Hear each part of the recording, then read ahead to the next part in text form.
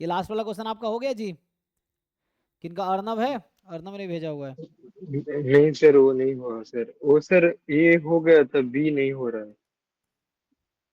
ए तो भी ठीक है। ये पहला वो कल वाला क्वेश्चन हो गया आपका, e⁻², एन अपॉन एन वाला हो गया ना? हाँ हाँ, वो हो गया। 18 नंबर जो था। अच्छा, ए हो गया, बी नहीं हो रहा है। Prove that S N is convergent sequence. आपने एक थ्योरम पढ़ा है, एक थ्योरम कुछ ऐसा है, a n plus one minus a n is convergent series, then क्या होता है? ये पढ़ा हुआ है आपने?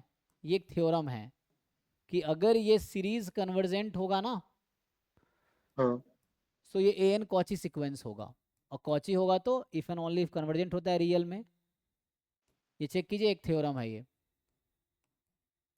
And hence it is a convergent sequence. तो ये थ्योरम है। अब इसके लिए आपको इस थ्योरम का प्रूफ देखना पड़ेगा। अगर अपने वाले को प्रूफ करना है तो you have to see proof of this theorem. जैसे इस थ्योरम का प्रूफ फॉलो होगा, उसी तरीके से आपका जो क्वेश्चन है उसका हो जाएगा। तो ये थ्योरम यूज हो जाएगा, मीन वाले थ्योरम से आता है ना? तो इससे प्रूफ हो जाएगा ना। सो ये एक थ्योरम है, सर जस्ट ये आप दोनों तरफ सीरीज लगाएंगे तो आपका आ जाएगा वहां पे आपके क्वेश्चन में। हाँ, सर ये कौन लिमिट में कन्वर्ज करेगा? क्या क्या? मैंने कौन सा लिमिट में कन्वर्ज करेगा, मैंने वो एन? लिमिटिंग में। हाँ हाँ नहीं, हमें लिमिट तो निकालना पड़ेगा हमें। अच्छा, ये आप पूछ रहे हैं कि यहाँ लिमिट इसने पूछा नहीं हालांकि ना, हाँ इन्होंने हाँ। लिमिट पूछा नहीं, but I think sir formula भी तो है। We already have I think, एक मिनट, ये जो फॉर्मूला था ना, आपको याद होगा, यहाँ से अगर आप निकालोगे एस एन प्लस वन की value, so S N one plus क्या है, S N plus S N minus one upon two है आपका। तो इसका भी डायरेक्ट थ्योरम है। क्या है फॉर्मूला जी? इसका प्रूफ भी किया था हमने, ये भी प्रूफ हो जाएगा ये, ठीक है। एक तो ये ऑप्शन है, दूसरा ऑप्शन भी है।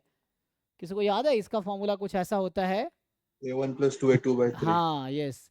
तो ये जो होगा एस एन या एस एन प्लस वन, ये S1 plus two S2/3, this is the formula if you start an with one. हम एन वन से स्टार्ट कर रहे हैं तो, and this can be proved easily. I think ये सोहम आपको हेल्प कर पाएगा, ठीक है ना? ये हमने क्लास में कराया भी था और इजी है। इसको आप क्रॉस हाँ सर। मल्टीप्लाई करके ना जस्ट कैंसिल हो जाएगा। मैं हिंट दे देता हूँ।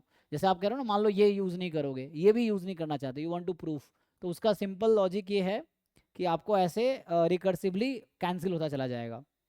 जैसे आप ऐसा करो, S N plus one minus S N is equal to S N minus one minus S N plus one. जो आपको दे रखा है उसको ऐसा लिख सकते हैं आप? हाँ लिख सकते हैं, ठीक है। तो ये है for all n more than equal to. अब बनाओ पहला इक्वेशन, एन को टू रखो, so s three minus s two बराबर s one minus s two या एस थ्री, एस थ्री। ये पहला इक्वेशन। हमने यहाँ एन को अभी टू रखा, फिर एन को आप थ्री रखो, s four minus s three बराबर s two minus s four, equation two. You keep writing equation for infinite terms and what you will realise, इस तरह से कटता चला जाएगा। एक टर्म यहाँ बचेगा, एक टर्म लास्ट में बचेगा, यहाँ भी एक टर्म इधर एक टर्म इधर, उसको सॉल्व करोगे तो ये फॉर्मूला आ जाएगा। This is your hint for you.